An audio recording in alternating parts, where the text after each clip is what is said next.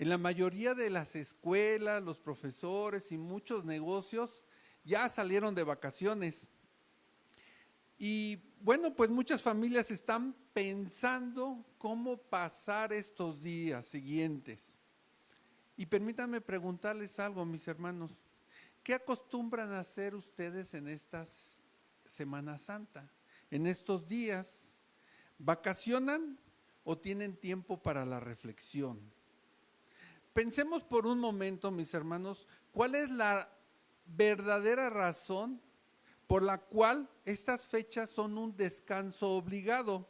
Son días de asueto que dan las empresas, que dan las escuelas, y es tan importante que incluso está establecido por la Ley Federal del Trabajo.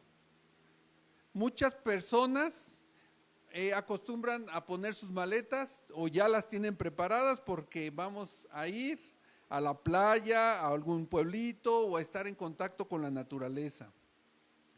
Algunos más se van a quedar en casa, ¿verdad? En el mundo, nuestros compañeros van a querer seguir tradiciones y costumbres que muchas veces son erróneas, mis hermanos, como aquellas marchas silenciosas que personas realizan haciendo penitencia, no sé si las han visto, personas con capucha, con el torso descubierto y con cadenas en los pies. Y en muchas ocasiones van flagelándose el cuerpo con objetos puntiagudos, ¿verdad? Entonces, iglesia, ¿qué celebramos? ¿Qué conmemoramos? ¿Y cuál es la forma correcta de hacerlo?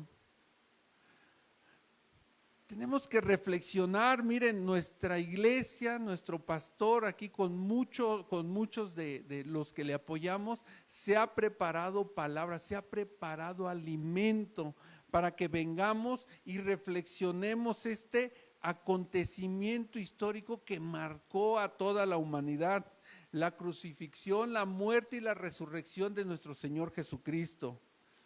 Y es importante, mis hermanos, conocer lo que se celebra correctamente en estos días. Fíjense, porque no existe una celebración verdadera cuando no hay conocimiento del hecho celebrado. Fíjense que como cuando somos invitados a una fiesta, ¿verdad? Y nosotros conocemos al festejado, tal vez sea nuestro familiar. Pero ¿qué pasa con los que son invitados a su vez por los otros invitados? Por no conocer a la persona homenajeada, ellos solo están ahí sin celebrar de verdad. Para entender el significado de estos días, primero, hermanos, hay que amar a Jesús, porque solamente de esa manera podremos unirnos con Él en un recorrido en estos días con mucho significado de amor y viendo los últimos días que Jesús, nuestro Señor Jesucristo, pasó en la tierra. Y fíjense que no con una emoción superficial, sino con una entrega que sea sincera, con obediencia, entendiendo que puede existir ceguera espiritual y esa ceguera también trae sus consecuencias eternas. Estos días, como bien nos leyó nuestro pastor, comienza con una escena que muchos conocemos ya desde hace años. Jesús entrando a Jerusalén montado en un burrito. Y este es aclamado por las personas que lo recibe agitando las palmas, ¿verdad? Y esto puede ser también extendiendo mantos conforme él iba avanzando o ramas de olivo. Entonces, mis hermanos, en esta hora vamos abriendo nuestras Biblias y vayamos al Evangelio de Lucas. Vamos a ver qué tiene preparada la palabra el día de hoy. Lucas, ya lo tienen ahí, capítulo 19. Vamos a dar lectura exactamente a los mismos versículos, del versículo 28 al 38. Vamos a reflexionar todo el preludio, hermanos, de esta semana más importante en la historia de la humanidad. Una semana que cambió el destino de cada uno de los que estamos aquí y de cada una de las personas que vienen como nuestra descendencia. ¿Ya estamos listos ahí en su Biblia? Amén. Dice el Evangelio de Lucas, capítulo 19, versículo 18. Permítanme porque ya aquí estoy. La palabra de Dios nos dice: dicho esto, iban delante subiendo a Jerusalén. Y aconteció que llegando cerca de Betfagé y de Betania, al monte que se llama de los Olivos, envió 2 de sus discípulos, diciendo: id a la aldea de frente, y al entrar en ella, hallaréis un pollino atado, en el cual ningún hombre ha montado jamás. Desatadlo y traedlo. Y si alguien os preguntare: ¿por qué lo desatáis? Le responderéis así: porque el Señor lo necesita. Fueron los que habían sido enviados y hallaron como les dijo. Y cuando desataban el pollino, sus dueños les dijeron: ¿por qué desatáis el pollino? Y ellos dijeron: porque el Señor lo necesita. Y lo trajeron a Jesús, y habiendo echado sus mantos sobre el pollino, subieron a Jesús encima, y a su paso tendían sus mantos por el camino. Cuando llegaban ya cerca de la bajada del monte de los Olivos, toda la multitud de los discípulos, gozándose, comenzó a alabar a Dios a grandes voces por todas las maravillas que habían visto, diciendo: bendito el Rey que viene en el nombre del Señor, paz en el cielo y gloria en las alturas. Amén, mis hermanos. Vamos a orar, amada iglesia, vamos a pedirle al Señor. Así que cierren sus ojos, inclinen su rostro. Bendito Padre, Señor, este día venimos como tu iglesia buscando de ti, de tu dirección, Padre mío, para nuestro caminar. Bendito Dios, permite que el día de hoy tu Espíritu Santo pueda reposar en cada uno de nosotros. Señor, que pueda abrir nuestros oídos y nuestros corazones, Padre mío. Regálanos esa semilla de tu palabra, Señor, y que podamos hacerla viva, que la podamos hacer obra en nuestra vida para tu gloria, Padre. No permitas que sea mi boca ni mi mente, Padre mío, que no pueda traer fuego extraño a este tu altar, bendito Dios. Bendice mi boca en el nombre de tu Hijo amado, nuestro Señor Jesucristo. Amén. Así que, mis hermanos, el título de esta prédica es: alégrate, tu Rey viene. Y vamos a comenzar con el primer punto y vamos a ir desmenuzando esta historia que ya leímos. El punto número 1 habla sobre Jesús entra como Rey.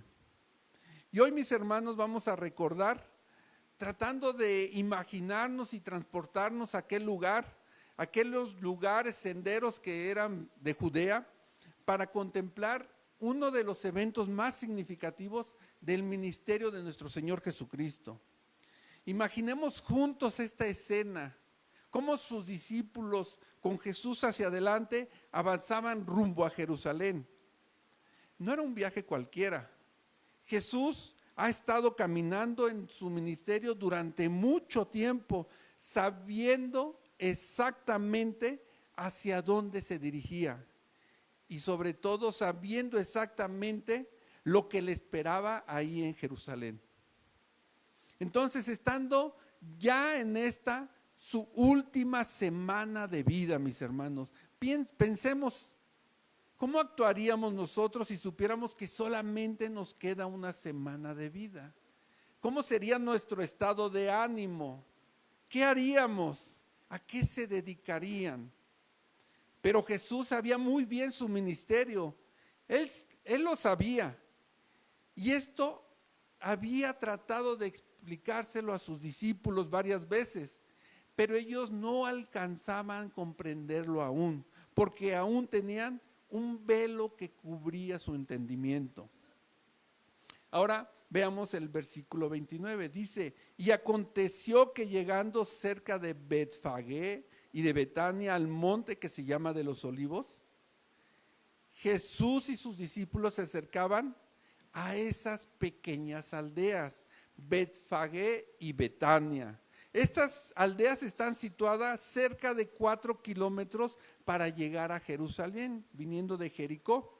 Se puede ver en una ladera oriental, el monte de los olivos, está Betania, el cual también la llaman la casa del pobre o la casa de los frutos, donde ahí vivían sus amigos Lázaro y Marta y María. Sí, Lázaro, el mismo Lázaro que había resucitado de entre los muertos.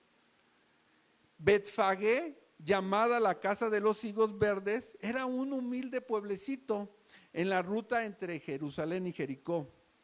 Imaginémoslos en aquella época, aquellas casitas, ¿verdad? No una ciudad, no había caminos, había senderos, todo polvoriento, pero ahí estaba el monte de los olivos, ¿verdad? Y se veía también desde ahí las murallas de Jerusalén. El monte de los olivos, fíjense hermanos que fue para mí una sorpresa ahora que estaba investigando. Pensaba que era como un huerto, que era un monte pequeño donde Jesús en la Biblia nos dice que se retiraba a orar en muchas ocasiones, ¿verdad? Pero no, ese monte de los olivos es grande, no tan grande como el cerro de Teposteco, pero sí era algo grande que se puede ver de manera majestuosa, que finalmente fue testigo de todo lo que ocurrió, ¿verdad? Así que este es el escenario, mis hermanos, donde se va a desenvolver esta historia, ¿verdad? Y Jesús, ¿qué dice la palabra? Envió a 2 de sus discípulos con una misión muy específica. Los mandó a traer un pollino. ¿Qué es un pollino? Pues es un animal, un burrito pequeño que todavía no ha sido montado por nadie y desde el cual el Rey de Reyes iba a entrar a Jerusalén. Así que envía a sus 2 discípulos. La Biblia no nos dice quiénes eran, ¿verdad? Pero ¿a qué los envió? No lo envió a buscar corceles de guerra que eran adornados con oro, ¿verdad? No, podemos ver la naturaleza de Jesús. Es aquí donde vemos desde el inicio la humildad de nuestro Señor Jesucristo. Él no llega en la ostentación de un conquistador terrenal montado en un caballo de batalla que era símbolo de poderío militar. No, ¿verdad, hermanos? Él eligió un burrito, un animal asociado con la paz y la sencillez. Y en estos tiempos, mis hermanos, el burro era utilizado muchas veces en tiempos de paz, a diferencia del caballo, que más bien era más utilizado en tiempos de guerra. Jesús viene como el príncipe de paz, porque su reino no se ha establecido por la fuerza de las armas, sino por el poder del amor y del sacrificio.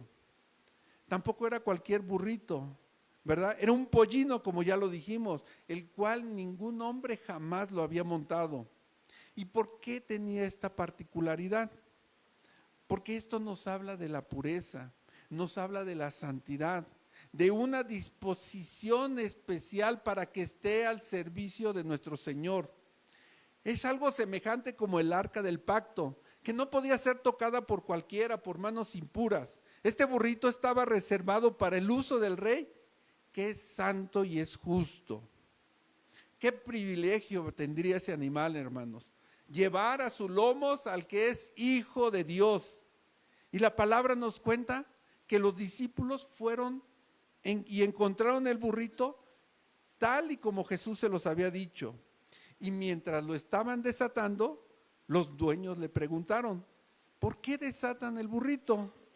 Imagínense, hermanos, qué momento de incertidumbre. Pongámonos en las sandalias de los discípulos.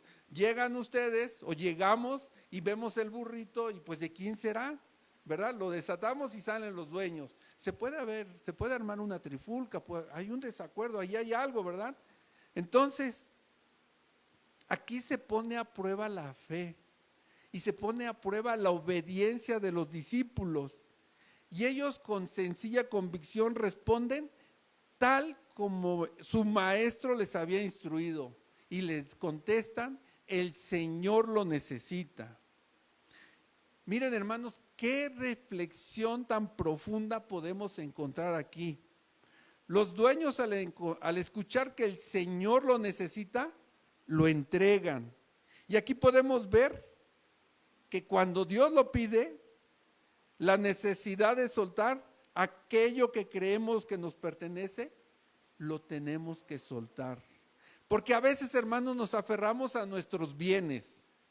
A veces nos aferramos a nuestros tiempos. A veces nos aferramos a nuestros dones, a nuestros talentos que Dios ya nos dio, como si fueran exclusivamente de nosotros.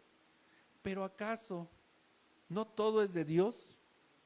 Este pasaje nos desafía a tener un corazón dispuesto, mis hermanos, a decir: Señor, si tú lo necesitas, tómalo. Sin cuestionar, mis hermanos, sin dudar, con la confianza de que los planes de Dios en su voluntad son buenos, agradables y perfectos. Y es que por otra parte, el pueblo judío, el pueblo estaba esperando al Mesías, esperaba el cumplimiento de la profecía por Zacarías, y lo podemos ver en el libro de Zacarías. Vayamos a él, por favor, y veamos el capítulo 9, versículo 9.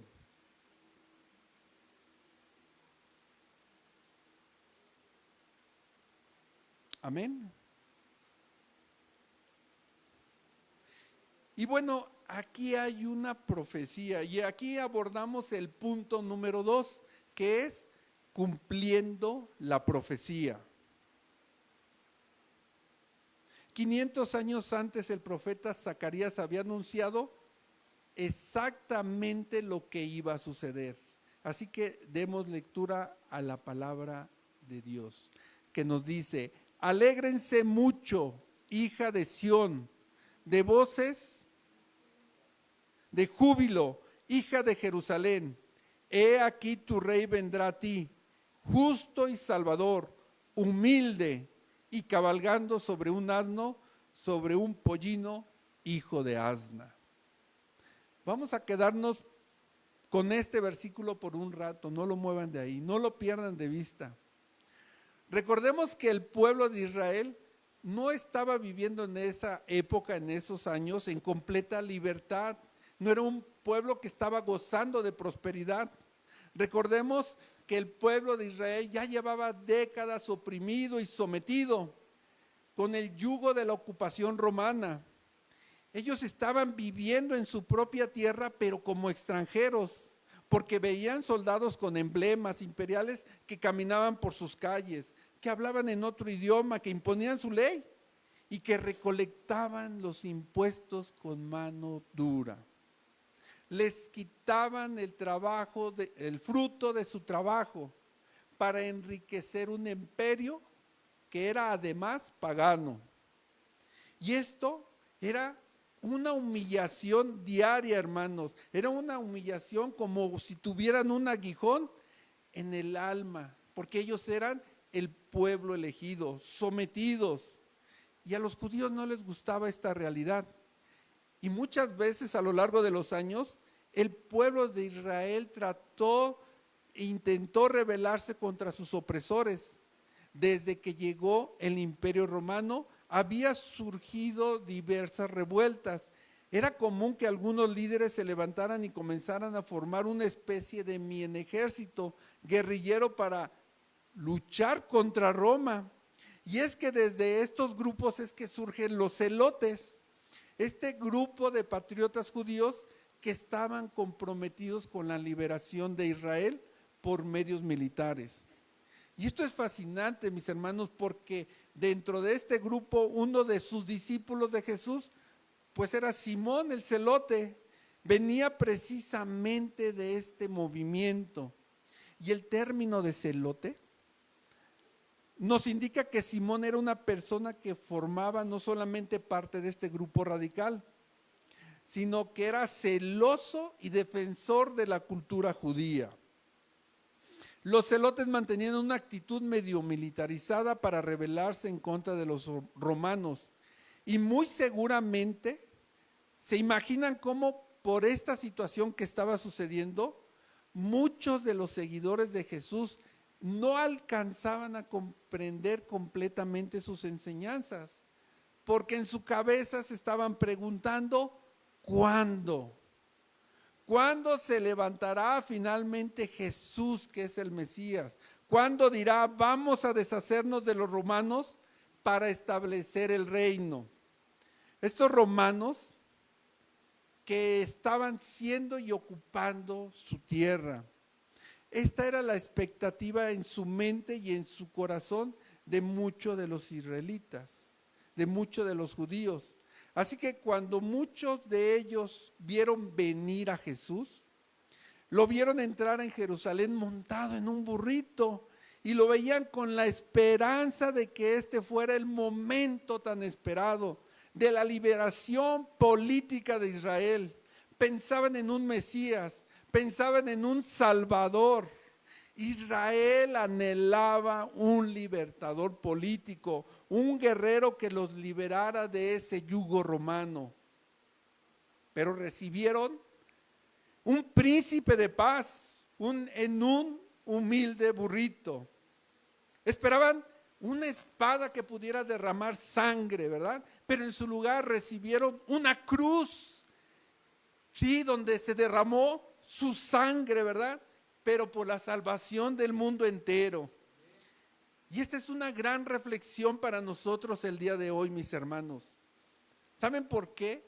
Porque muchas veces, al igual que aquel pueblo, tenemos expectativas equivocadas sobre quién es Jesús y cómo debería operar en nuestras vidas. Queremos que resuelva nuestros problemas temporales, que nos dé la prosperidad inmediata, que elimine a nuestros romanos que tenemos en nuestra vida, a estos problemas que sentimos que nos oprimen, nuestra salud, ¿verdad?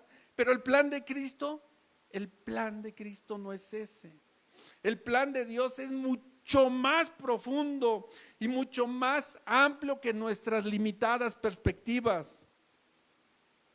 La pregunta es, iglesia, ¿estamos dispuestos a recibir a Jesús en sus propios términos? ¿O lo queremos recibir en nuestros términos, mis hermanos? Y es que esto es un confrontamiento que tenemos continuamente en nuestras vidas. Nuestra expectativa personal, nuestra expectativa contra la expectativa del plan divino de Dios. Porque muchas veces buscamos a Dios para resolver nuestros problemas temporales, pero lo que Él quiere para nosotros, quiere darnos vida eterna. Ahora, hermanos, fijémonos en este profundo simbolismo que existe en la entrada de Jesús, cómo montado en su burrito cumple la profecía de Zacarías que acabamos de leer. Nos habla claramente que su verdad y la forma en que nos trae la paz. Nos dice, vendrá a ti, cabalgando sobre un asno, sobre un pollino, hijo de asna. Y el detalle del burrito no es pura casualidad, hermanos.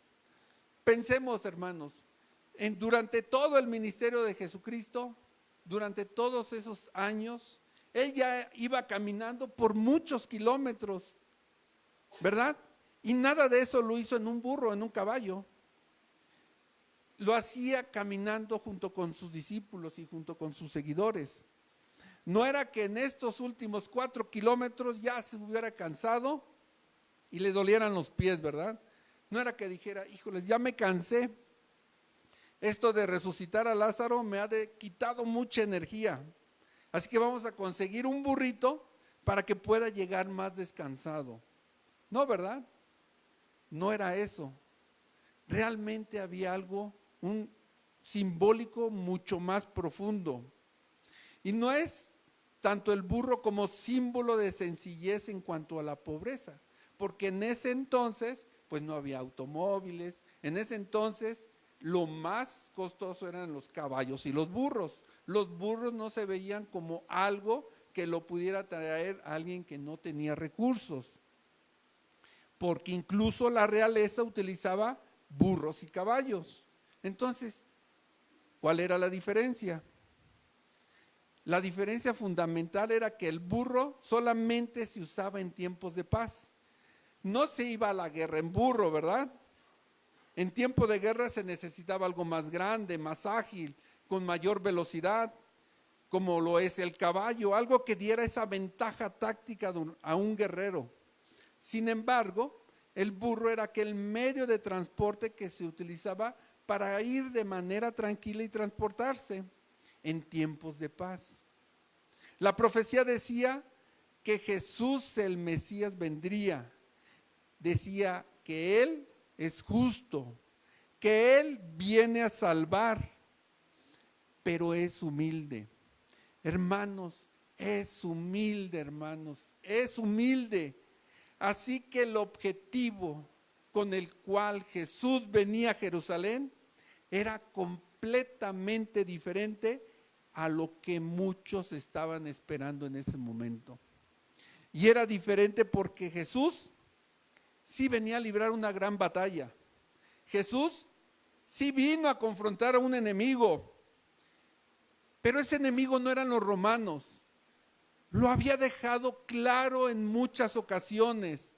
El mayor enemigo del pueblo de Israel, el mayor enemigo de las personas que lo seguían, no eran los romanos, sino que el peor enemigo era la ocupación más grande que el pueblo estaba sufriendo en ese momento, la opresión más fuerte que estaban recibiendo, era la opresión del pecado en sus vidas.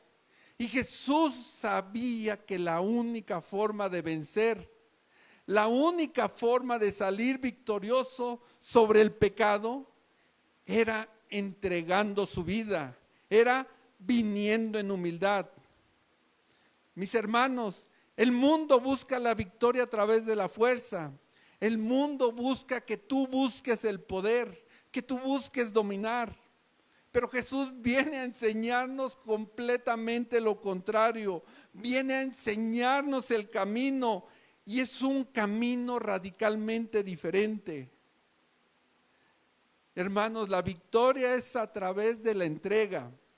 La victoria es a través de ser humilde, de servir y amar a nuestro prójimo y no esperar a ser servido. Así que mientras avanzaba montado en aquel burrito, Jesús sabía perfectamente hacia dónde se dirigía. Sabía que no iba a un trono terrenal, sabía que iba a una cruz. Sabía que no iba a recibir una corona de oro, sino que iba a recibir una corona de espinas. No iba a ser servido como un rey, sino iba a servir entregando su vida. Y aquí, mis hermanos, está el corazón mismo del evangelio. Cristo vino a librar la batalla más importante de todas, la batalla contra el pecado y la muerte. Una batalla que no podía ganarse con espadas y escudos, sino solo con la perfecta obediencia y el sacrificio del Hijo de Dios. Mis hermanos, ¿podemos entender esto el día de hoy? ¿Podemos comprender que nuestros verdaderos enemigos no son las personas, ni siquiera las circunstancias que nos rodean? El verdadero enemigo es el pecado que nos esclaviza por dentro. ¿Podemos reconocer que no necesitamos un libertador económico? ¿Podemos reconocer que no necesitamos a alguien que nos devuelva la sanidad? Porque muy probablemente dentro de unos años volvamos a estar enfermos. Necesitamos de un Salvador que nos libere de las consecuencias de nuestros pecados. Esta es la razón por la que muchas personas no reconocieron a Jesús cuando entró a Jerusalén, porque estaban esperando un tipo de libertador, pero Él era completamente distinto. Ellos buscaban el alivio temporal, pero Él estaba ofreciendo la salvación eterna, hermanos. La pregunta es, Hermanos, ¿qué tipo de Jesús estamos buscando? ¿Un Jesús que solucione nuestros problemas temporales? ¿Que nos dé prosperidad? ¿Un Jesús que nos dé comodidad y éxito según los estándares del mundo? ¿O estamos buscando al verdadero Jesús? Aquel Jesús que vino a liberarnos del pecado. Aquel Jesús que vino a transformarnos desde adentro, a nosotros como personas y a nuestras familias, a darnos una vida nueva. Aunque eso signifique, mis hermanos, morir a nuestros propios deseos y a nuestras propias ambiciones mundanas. Así que vayamos al Evangelio de Mateo. Ahí adelantito, Mateo capítulo 26. Y vamos a leer 2 versículos. Capítulo 26, versículos 53, 54.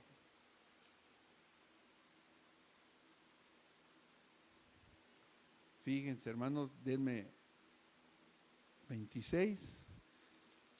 Se me fue mi referencia. Aquí está. La palabra de Dios nos dice: ¿acaso piensas que no puedo ahora orar a mi Padre y que Él no me dará más de 12 legiones de ángeles? Pero ¿cómo entonces se cumplirán las Escrituras? ¿Y de qué es necesario que así se haga? ¿Acaso Jesús no tenía el poder? Pero fue mayor la obediencia hacia el Padre. Fue mayor su humildad. Fue mayor. Y lo podemos terminar de leer en el Evangelio de Juan. Nos vamos adelantito al Evangelio de Juan, en el capítulo 10.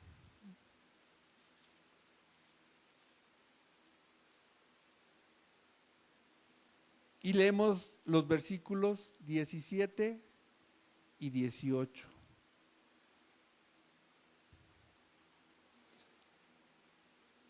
Dice Jesús: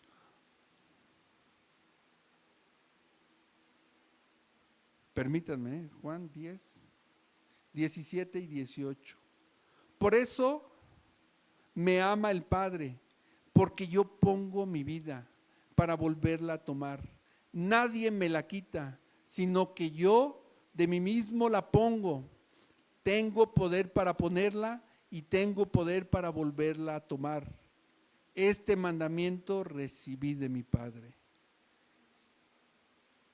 Jesús mismo lo dijo. Su vida no iba a ser quitada por los demás, ¿verdad? Sino que Él venía a entregarla voluntariamente, porque Él tenía el poder. Pero sin embargo, Él era el buen pastor que da la vida por sus ovejas. Así que todo lo que pasó después, el que fuera traicionado, el que fuera apresado, el que fuera maltratado, el que fuera condenado y el que fuera crucificado, nada de eso pasó porque a Jesús lo emboscaran. Porque Jesús llegó a Jerusalén en humildad, dispuesto a entregar su vida. Nos está revelando el inmenso sacrificio que Jesús hizo por amor a cada uno de nosotros, mostrándonos el inmenso valor que tenemos para Él.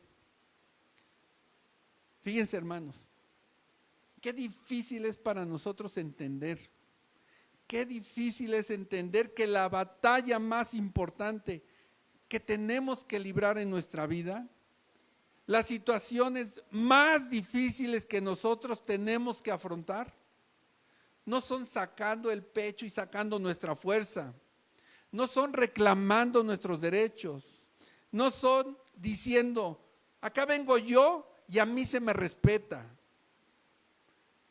No es así, sino es siguiendo el camino de Jesús, entregado, sacrificando y renunciando a todo aquello que pareciera pertenecernos, porque delante de Dios todo le pertenece a Él. Así que, hermanos, Jesús le entregan el pollino y Jesús lo monta. Y démonos cuenta qué pasa. ¿Qué pasa cuando intentas montar un animal que nunca ha sido montado? Se enoja, ¿verdad? Va a reparar. No va a querer que lo monten. Y además se conoce muy bien que los burritos son animales con un carácter terco. Y el proceso de domar burritos no es nada fácil para aquellos que han tenido la oportunidad de ver eso. Y este acto que nos narra la Biblia nos debería de llamar mucho la atención, porque cuando desataron al burrito y se lo llevaron a Jesús, y cuando Jesús se subió en él, tranquilamente fue avanzando. Y esto nos habla de sumisión, nos habla de que la verdadera paz de Dios viene a través de imitar esta entrega a nuestro Señor, viene a través de un verdadero sometimiento a la manera de Dios. Entonces, mis hermanos, si yo digo que Cristo es mi Salvador, si nosotros decimos que Cristo es nuestro Rey, eso significa que cada aspecto de nuestra vida va a estar sometido a Él. Significa que mi vida ya no me pertenece. Y si yo le entregué mi vida a Cristo, ahora mi vida le pertenece a Él. Y eso es morir y renunciar a las cosas del mundo. Solamente a través de esta renuncia es que tanto ustedes como yo, mis hermanos, vamos a llegar a experimentar esa verdadera paz. Reflexionémoslo en nuestra vida, hermanos. Muchas veces, a través de esa verdadera renuncia, cuando decimos, ya no es en mis fuerzas, cuando decimos, ya no es a mi manera, ya no es a la forma que yo quiero dirigirme, sino sabiendo que ahora el señorío sobre nuestras vidas la tiene Dios, y a Él yo me someto, y voy a donde Él diga que yo vaya, y voy a donde Él diga que me lleve, y voy a actuar como Él quiera que yo actúe. Voy a buscar la paz en mi vida. Vamos a buscar la paz en nuestra familia. Vamos a encontrar la paz en nuestro país, en nuestra iglesia, en la manera que Dios quiere que hagamos las cosas.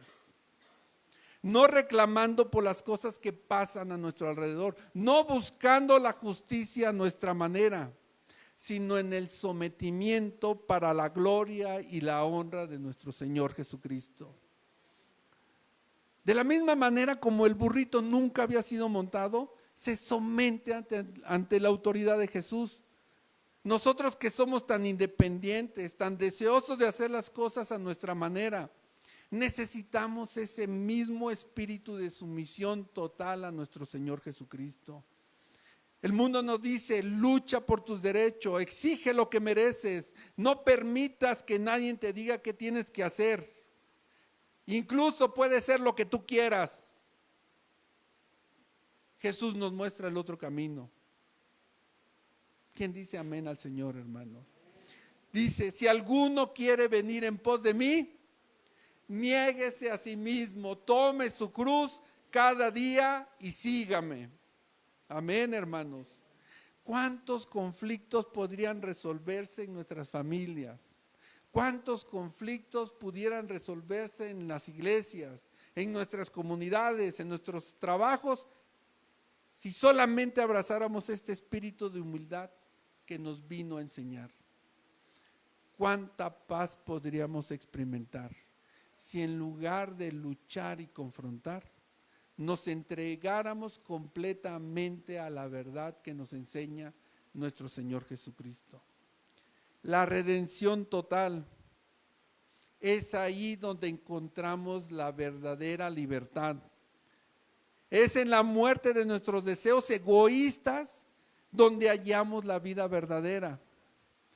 Jesús montado en aquel pollino nos muestra el camino de la verdadera victoria. Y no es a través de la imposición, sino de la entrega. No a través de la fuerza, sino del amor. No a través de la exigencia, sino del servicio.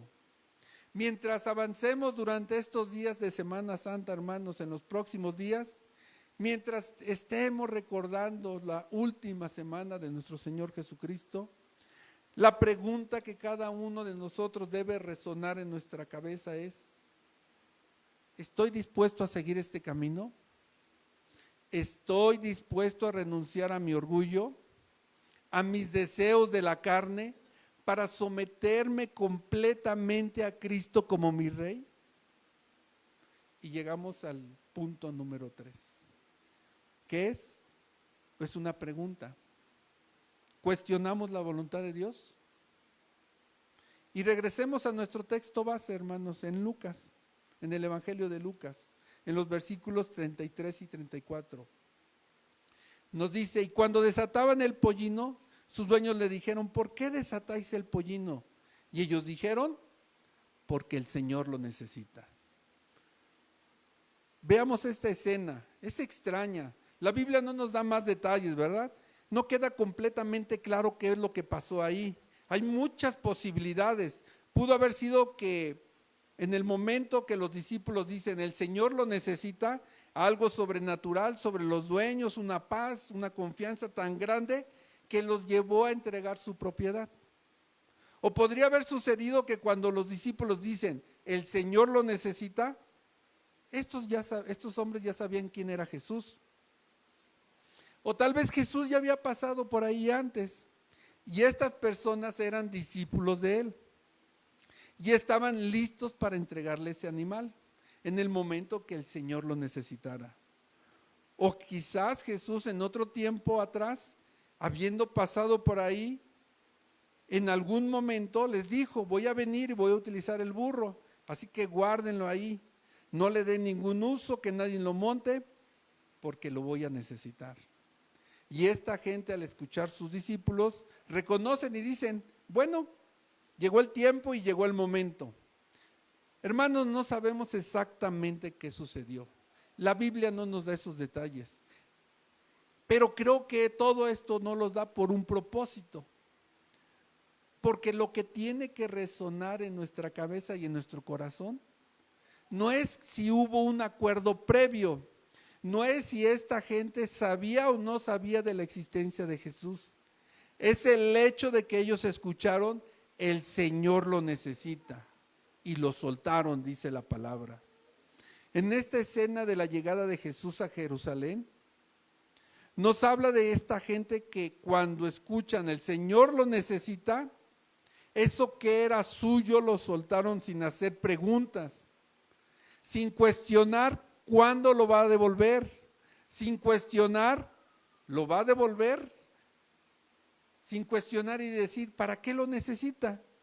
Sin decir: mira, aquí tengo otro, no este pollino, aquí tengo otro animal que es más grande, este es más fuerte y está acostumbrado a llevar gente y puede andar mejor. No, hermanos, ellos escucharon la palabra y el pedido que vino de parte del Señor y lo soltaron. Hermanos, ¿cuántas veces nosotros queremos imponer nuestra forma? En nuestra búsqueda de las cosas que satisfacen nuestra vida, en la búsqueda de querer encontrar una paz propia a nuestros estándares, andamos cuestionando todo el tiempo. Cuestionamos, incluso llegamos a decir: bueno, Dios, sí está bien esto que tú me propones en tu palabra, pero ¿por qué? ¿Por qué no mejor de esta otra manera? ¿Y por qué no mejor de esta otra? Y una y otra vez nosotros en nuestra vida estamos cuestionando la manera en que Dios nos dice las cosas. ¿Cómo Dios quiere transformar mi vida a través de la obediencia, hermanos? Todo esto, mis hermanos, se trata de cómo Dios va a obrar en nuestro corazón a través de la obediencia.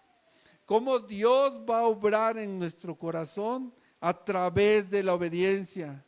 Muchas veces, amada iglesia, pues no se trata de tener un gran ministerio que nosotros queramos emprender. Se trata de cómo Dios trabaja en mi corazón a través de ese paso que es la obediencia, de ese paso que es servir a mi prójimo, ya sea en casa, con tu familia, con tu esposa, con tu esposo, con tus hijos, en tu trabajo. Incluso pocas veces se trata de que si la otra persona está necesitando el perdón o está necesitando que yo vaya y le diga, mira, te perdono. Porque muchas veces la otra persona ni se enteró de lo que está pasando, ni sabe que estás enojado con ella. Pero se trata de cómo tu corazón tiene que ser conformado a la obediencia de Dios. Hermano, déjate moldear por Dios.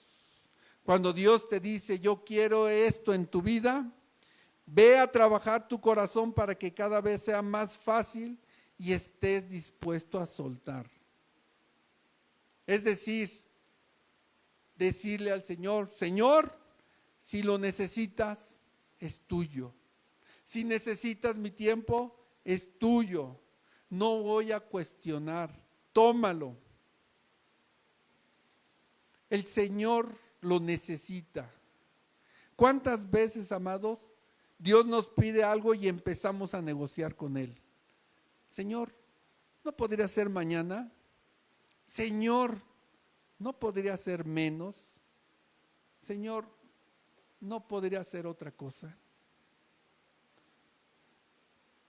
Pero hermanos, la forma de encontrar la verdadera paz en nuestra vida es cuando aprendemos a soltar.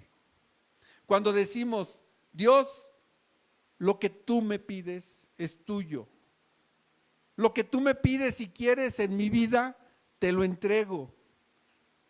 Y esta es quizás una de las lecciones más difíciles para nosotros, soltar. Pero hermanos, también es una de las más liberadoras que Dios hace en nuestras vidas. El mundo nos enseña a aferrarnos, a acumular, a proteger lo nuestro, pero Cristo nos enseña y nos muestra el camino de la entrega, de soltar, de confiar. Piénsalo, mi hermano. Puede ser que lo que tú no quieras soltar sea instrumento para darle la gloria y la honra a Dios. Puede ser ese resentimiento, ese orgullo, esa amargura que has estado aferrándote, hermano. Suéltalo, hermano. Cuando los discípulos dijeron, el Señor lo necesita. Esos dueños no pidieron un recibo. Esos dueños no pidieron garantías. Simplemente confiaron y soltaron. Porque cuando aprendemos a soltar lo que Dios nos pide, mis hermanos, estamos preparando el camino para que el Rey entre con toda su gloria a nuestra vida.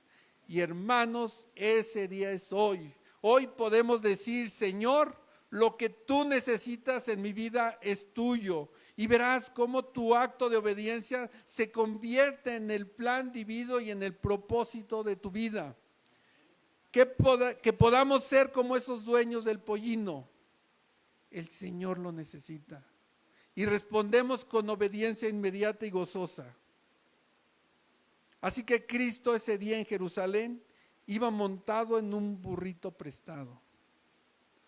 Camino a una cruz donde entregaría su vida.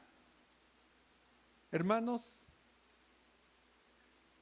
Jesús no se aferró a sus derechos divinos, sino que se despojó de sí mismo y tomó forma de siervo. Hermanos, ¿estamos dispuestos a seguir ese ejemplo? ¿Estamos listos para someternos a Dios? ¿Estamos listos para alinearnos a su voluntad?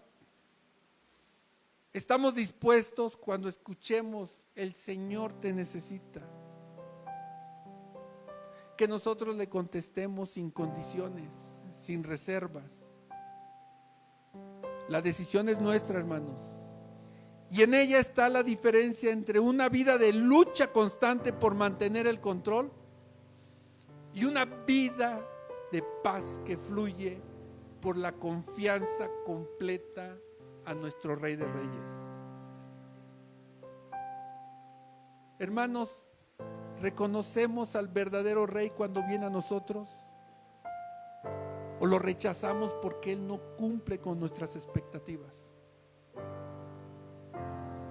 Dios ya había anunciado antes cómo el Mesías se presentaría entre su pueblo. Y en la lectura, ese día había llegado. La profecía cobraba vida ante los ojos de todos. Y mientras Jesús avanzaba sobre el burrito, la multitud, reconociendo este momento histórico, comenzó a extender sus mantos por el camino, creando una alfombra para el Rey. Qué contraste con nuestra realidad actual. En este mundo donde constantemente nuestro propio reconocimiento, nuestra propia gloria, vemos personas dispuestas a poner lo que tenían. Tal vez esos mantos eran la única posesión valiosa que tuvieron y lo pusieron bajo los pies del Señor. Y cuidado, hermanos, cuidado, iglesia, no caigamos en la trampa de un entusiasmo superficial. La misma multitud que gritaba Hosana cuando venía entrando el Rey de Reyes, el viernes estaría gritando crucifícale. No permita que su compromiso con Cristo sea algo superfluo, sea como el rocío de la mañana que se evapora cuando es tocado por los rayos del sol. Jesús no está buscando seguidores temporales, mis hermanos. Busca discípulos comprometidos. Muchos en Jerusalén no reconocieron ese tiempo de su visitación.